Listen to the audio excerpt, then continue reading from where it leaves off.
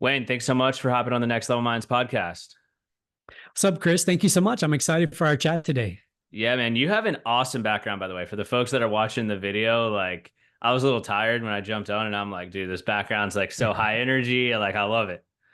Like psychedelic stuff going on behind me. Yeah. Yeah. It's like definitely gonna keep you awake for the ones that are watching, and I'm sure obviously you'll drop some great content as we're discussing as well. Hopefully my content lives up to the excitement of the background here. Yeah, it's like you set the expectations so high with the background, and Right. now you got to follow suit with what you're saying, of course, right? Let's see if we can do it. Cool, man. Well, I want to dive in.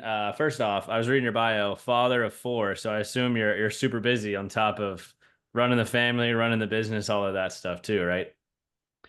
I am. And honestly, Chris, I wouldn't trade anything. This is my kids are 17, 14, 13, and 11, three boys and a girl, and very active. My three youngest train Brazilian jiu-jitsu 3 nights Hmm. a week. Tonight's kickboxing class. My oldest is his new passion is pickleball, and so it's so much fun. It's so much fun getting to watch them grow, develop, and getting to attempt to be a father who lives a good life and leads by example for them. Yeah, I like that you mentioned the whole lead by example. I think, unfortunately, not enough parents do that nowadays. Just throw an iPad at them and or TV and like hope it works. It seems like you're like super involved and trying to lead by example, like you mentioned, It's tough, man. I'm not gonna lie. I mean, I wish I could tell you, for sure. my wife and I have figured out. But just like every other parent, we struggle with those same things, like how much electronic time is too much. Mm, What type of apps should they have? At what ages should they have social media, for example? But you're right. I think at the end of the day, they're going to always emulate what we do way more than what we say. So, we could talk all day long about the importance of not being glued to our screens. But if my wife and I are glued to our screens, what are we saying? We're actually saying that we're telling you one thing, but we're living another. mm. And no one likes hypocrites. And yet, I think so often as parents, to your point, we live very hypocritical lives. Yeah, and it's up to y'all as like parents to kind of set that standard, like you said, set the example, and they're going to follow suit, kind of what they're watching, and you guys do. And you mentioned three boys and one girl, so I feel bad for that future boyfriend of your daughter because they're just going to get ganged up on over here, is what it sounds like. That is true. And the thing is, she's used to dealing with her three older brothers. And so she's a tough cookie herself. So I feel sorry for them from that perspective as well. Yep. So I want to touch on something before we like start to dive into your business and your book and your background. Why is your Instagram handle Fire Yourself? I've never heard of a title like that, but I think it has like some unique story and elements to it.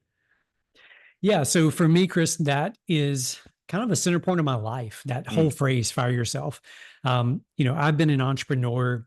I graduated from college, university, whatever you want to call it, back in 2001. So for perspective, it's been a little bit of time. And since I graduated, I spent little less than 3 years working in corporate America. The rest of the time, I've worked for myself and, either built a team or worked as a solopreneur, whatever that may look like. And one of the things that I've learned over the years is that the most difficult person that we will ever have to lead is the person who looks back at us in the mirror every single day. mm, And it's that person that's going to give us all the excuses. It's that person that's going to give us all the reasons why to make an exception today. And so for me, it's like this idea that I need to learn to fire that person. I need to learn to get rid of the person who is myself with all the doubts, all the insecurities, all the excuses, all the exceptions. And I need to really focus on that. And so that is where the name comes from. And hopefully, I'm slowly learning to whittle those excuses and things away. yeah. And would you say that it's kind of a continuation of processes of like, how can I get better today? How can I drop things that aren't serving me? Like, what's your thought process there? That you nailed it spot on. So people often ask me, like, what's your big goals for the future? What are your plans Mm, for your company and all this stuff? And the answer is I'm an incrementalist. I believe in just getting a little bit better every single day. And exactly what you said. It's like, okay, what do I need to do in terms of health, in terms of nutrition?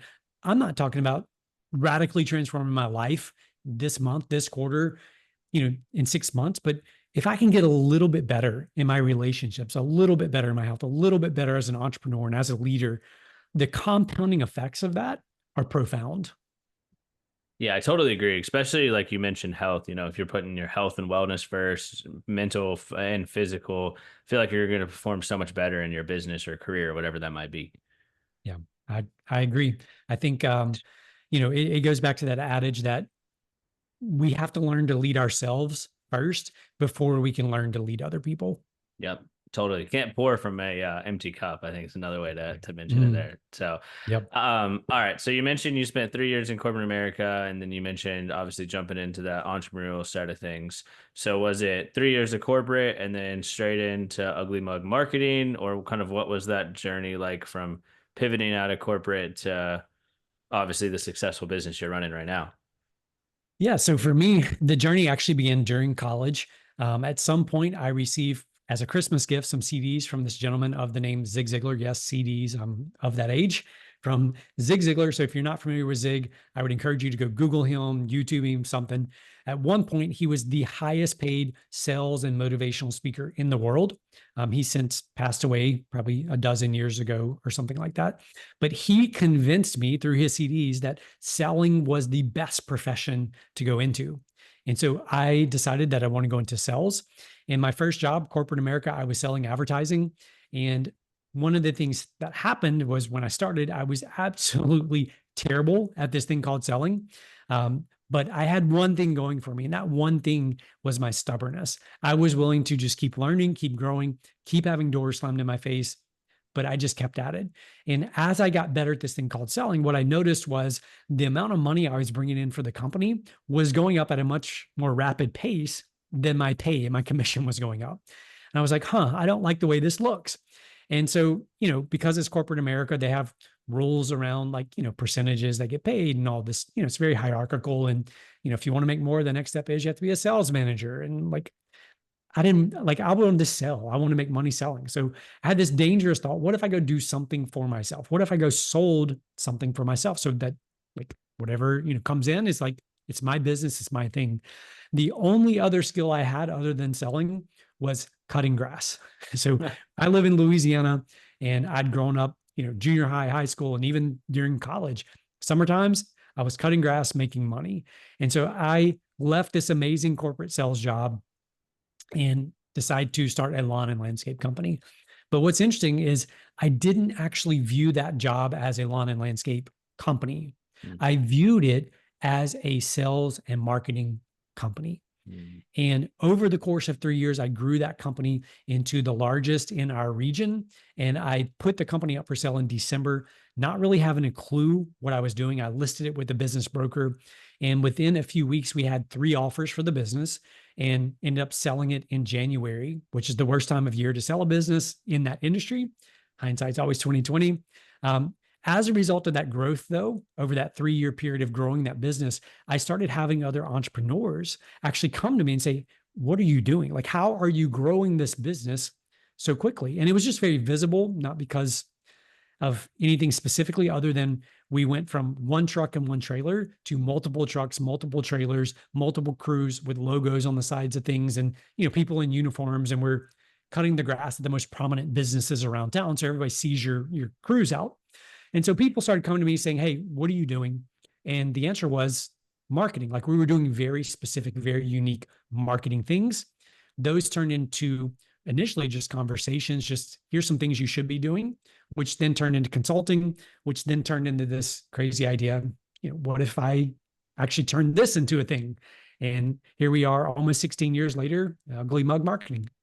Dude, that is so cool about the a lot of things with that story, but I think with the ad sales stuff, I actually used to be in ad sales for the last like 5 years. I'm in tech sales now, so still in sales outside of the podcast and stuff, but like the ad sales world is definitely a grind.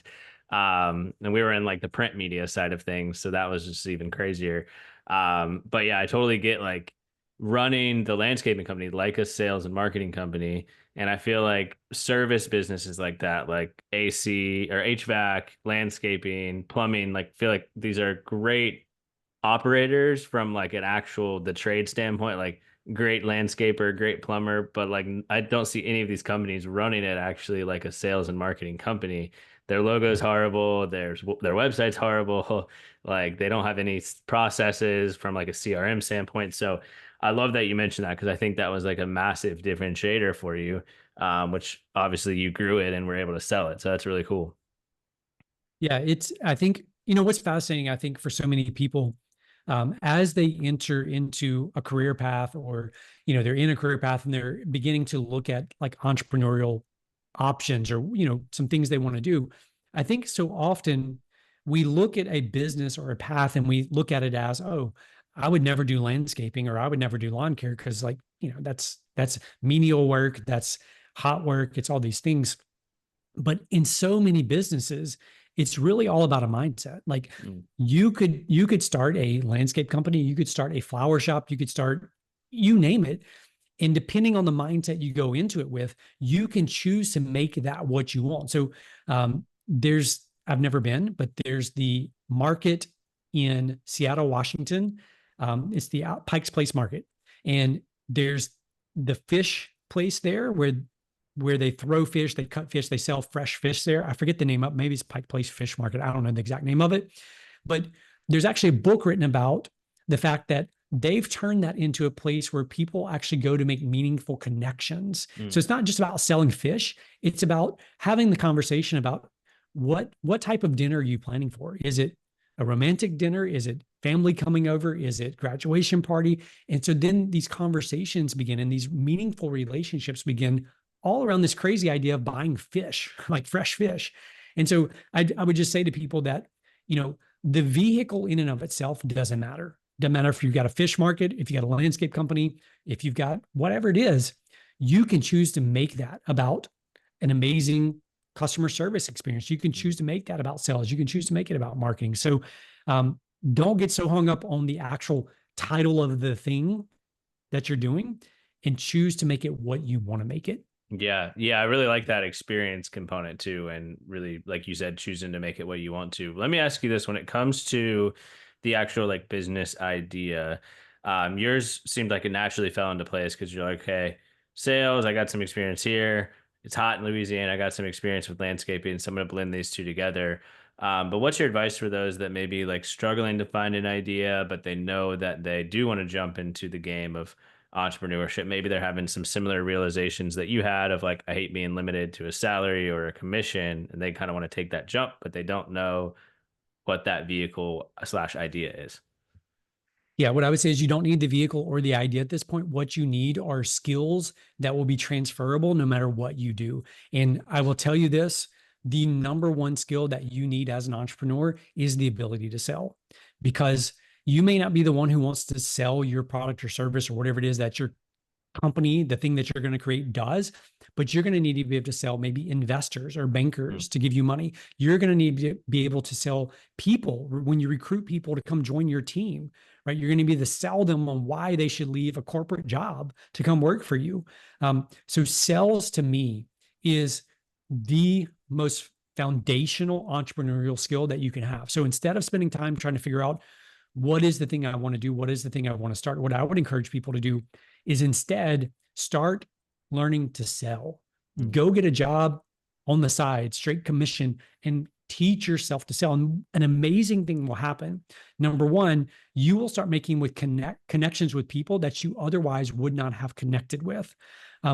Number two, when you get good at selling, it's going to open up other doors for you, even outside the entrepreneurial world, right? If you can get really good at that one skill, the world is yours, so to speak. There's so many opportunities for people who are good at selling.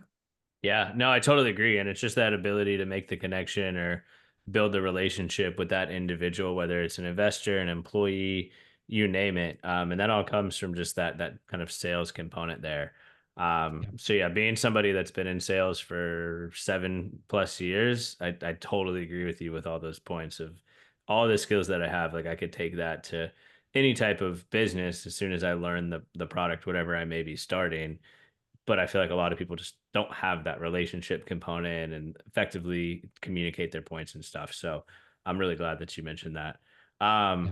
So when you were getting the landscaping company sold January, horrible timing, but it worked out, right? And then you started Ugly Mug Marketing, obviously based from the experience of marketing and some of the consulting side of things. Like, what were those kind of early days like? Because I'm also doing some math of what you just told me about your family, and I'm like, well, your kids were like probably pretty young when you were also like jumping into more of this Ugly Mug Marketing company. So like, I'm just curious what those early days were like for you. Yeah, I wish I could tell you, Chris, that it was fairy tales and rainbows and Yeah. everything was perfect. So I had, just for context, I'd just come off of growing this lawn and landscape company from scratch to, it was a good sized company. Um, and selling it. I was young at the time. I was 25, 26 years old when I sold that company. And during the period of growing that business, growing that organization, my wife and I were doing quite well. We had just bought a new house. We had recently bought 50 acres of land that was going to be where we built our future house. We both had new vehicles. We had the boat. We were taking vacations on a regular basis. Um, that was the life I was used to. And so I then sell that company. And fortunately, I ended up with, a chunk of money. So there was no real pressure to get things going. But as I began to grow this company, Ugly Mug Marketing, I went into the business with an idea of what everyone needed because I just built a business doing a very specific type of marketing. And I knew it worked. It had been validated, it had been proven. I was confident in this approach. But as I would go out and meet with business owners and try to now convince them, so in other words, they're no longer coming to me, right? I've sold the company. Yes, I still had a few clients that I was working with, kind of consulting. But as I'm trying to expand this and actually turn this into a business, I quickly discovered that no one really wanted to hear what I had to say about what they were doing wrong and what they should be doing instead. And so that same stubbornness that I talked about earlier that served me so well as I went into sales and learning sales actually became a huge weakness and downfall for me because I was so Mm. adamant on my way and doing it. You need to listen to me. Like this is, and I wasn't rude or blunt with people per se, but it was just like I knew what was best for them. It didn't matter what they told me. It didn't matter what they told me they needed or wanted. Like I know what you need. Um, but that stubbornness ended up causing me to have to sell our house, have to sell our land, have to sell our two new vehicles, sell the boat, stop taking trips. And we moved into a rundown 700 square foot house, all because of my stubbornness.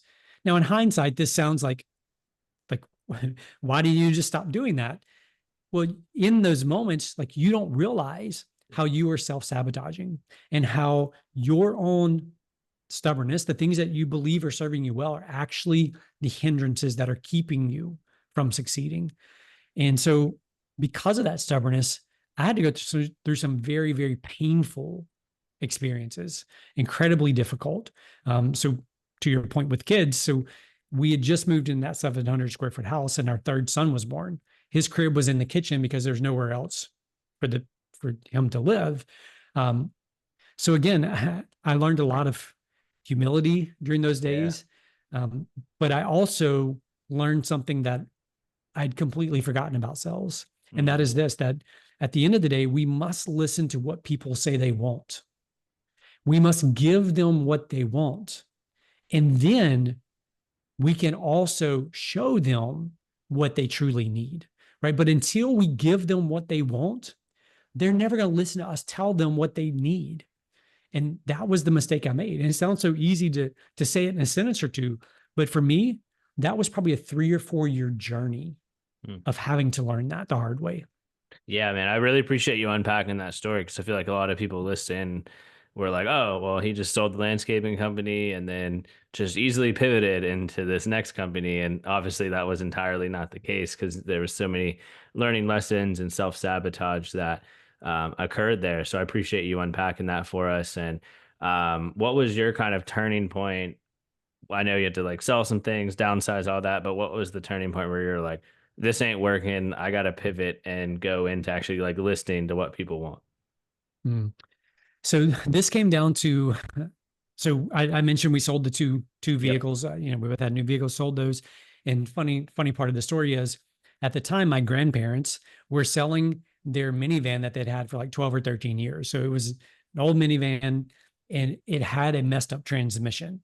So they were selling it. We bought it. I don't remember what, a couple $1,000, $3,000, something.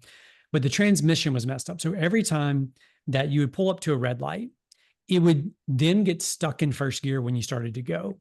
And so you would have to pull over on the side of the road. You'd have to turn the van off, put it in park, turn it off, restart it, and then go, and it would magically work. Well, it needed a new transmission. The electronics were bad in the transmission. It needed a whole new transmission. It was going to cost about $3,000 to $4,000 to have this thing swapped out. We didn't have $3,000 to $4,000.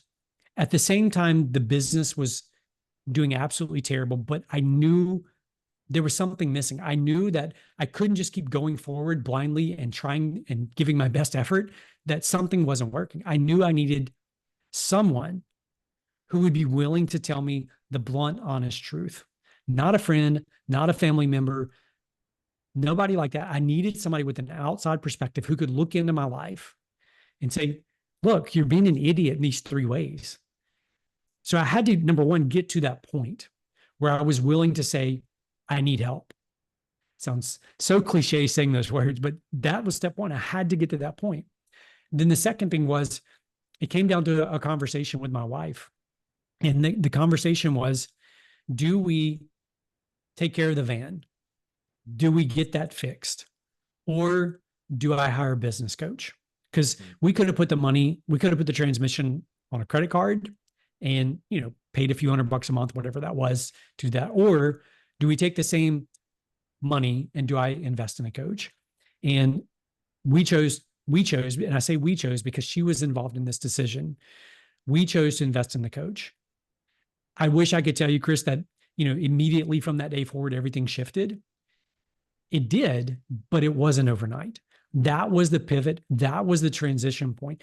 The point when I realized that I needed someone willing to tell me the blunt, honest truth about myself. That was the turning point. Yeah. That's so cool that you actually like together came to that decision to invest into the coach. And obviously it took a lot of time, but I think having that outside perspective from somebody that's not family or friends or even like a business partner is extremely important because it helps unpack all of the areas that you need to improve. And, like we talked about 20 minutes ago, if you're not improving, you're not getting better, your business isn't getting better.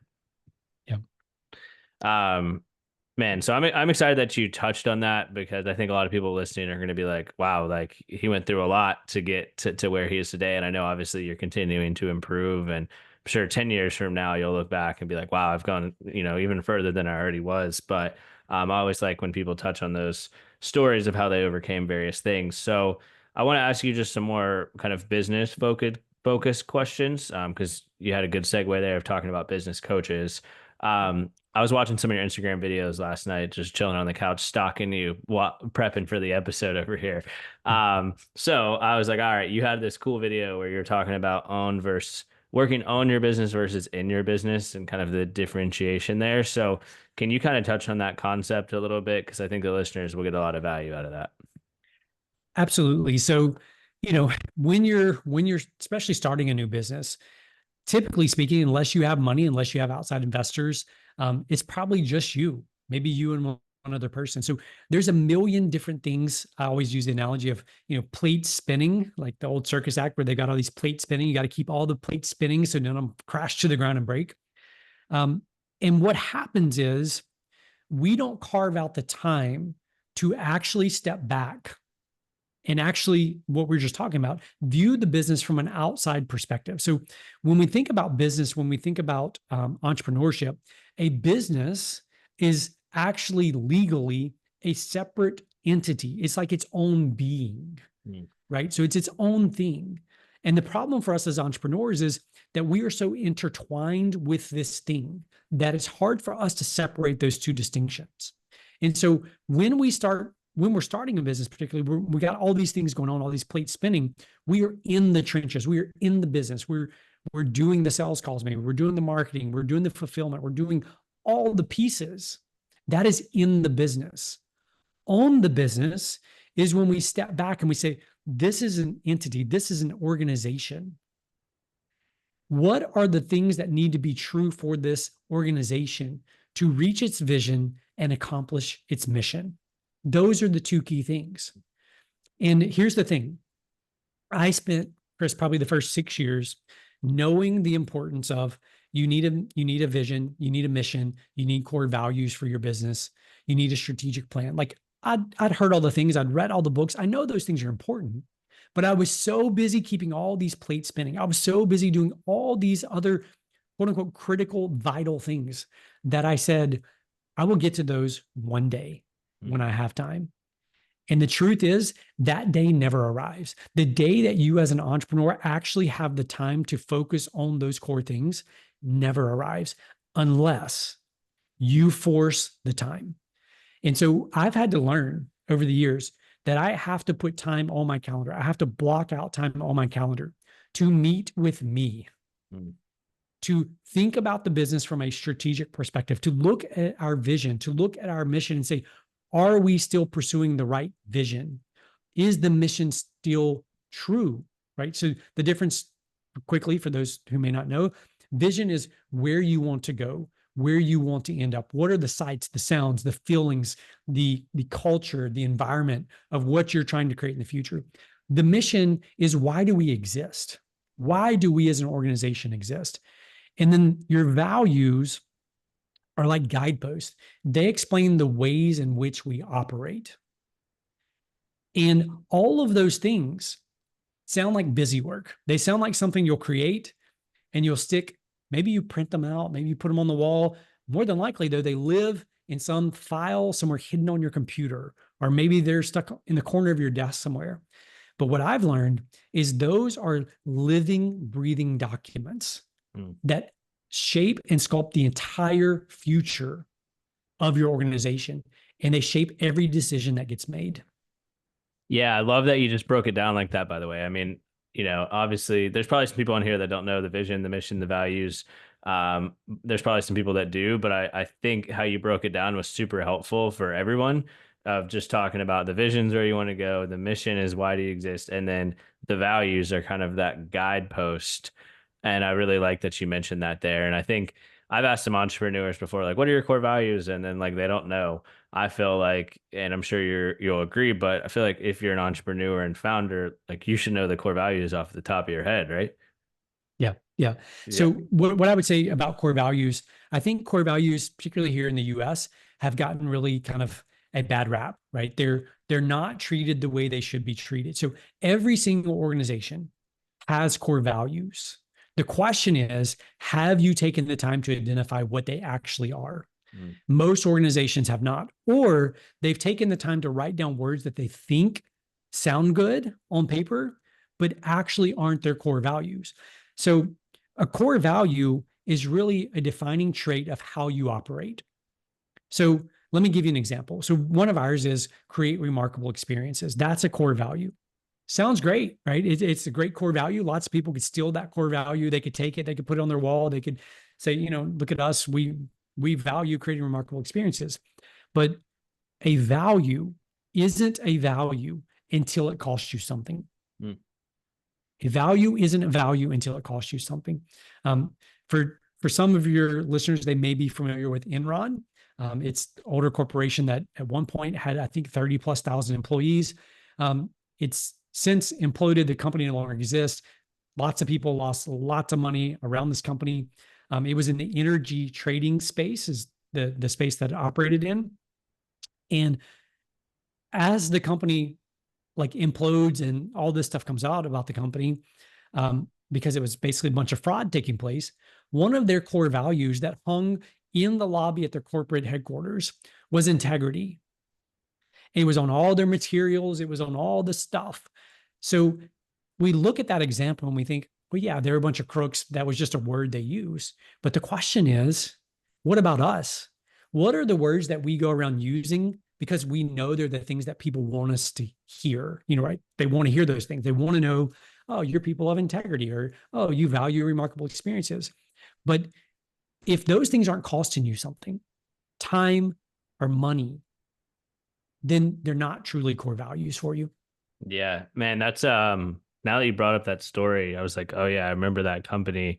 And that's I didn't know one of their values was integrity. And then obviously they had all the fraud. I mean, that's crazy. Yep. But here's the thing.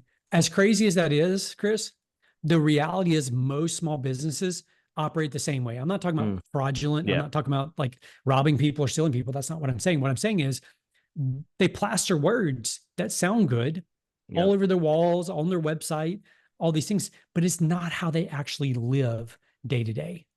And that is the distinction. And is it kind of going back about the core values, going back to what you said about working on the business and then kind of zooming out, fact checking if like you're aligning with those? Like, how do you kind of get that pulse check if you're actually, remarkable or integrity, Yeah, I think number one, it's you've got to keep them front and center, right? They Yeah. can't be something that gets talked about once a year when you decide, oh yeah, we need to talk about core values today. Number one, and they've got to be front and center. Number two, you have to ingrain them into the organization so that when decisions need to be made, they're checked amongst your core values. So an example would be, this is a real example. For us, our core value is creating remarkable experiences. Well, we spend a lot of money every single month creating remarkable experiences. There's some months where it would be much better for us to keep that money. It'd be much better for us to take that money and maybe do a really cool, unique thing for us individually as a team or whatever that may be. But the question is, do we truly value creating remarkable experiences for our clients? And if the answer is yes, then when we look at it through the lens of, you know, we have a decision to make. Do we value this or do we not? It's Mm. a yes or no. And if we value it, we're going to put time, energy, and attention behind those things. Yep. Yeah. And the money component too, like you mentioned earlier, because it creates a little stickiness factor to it, I feel like. Yep.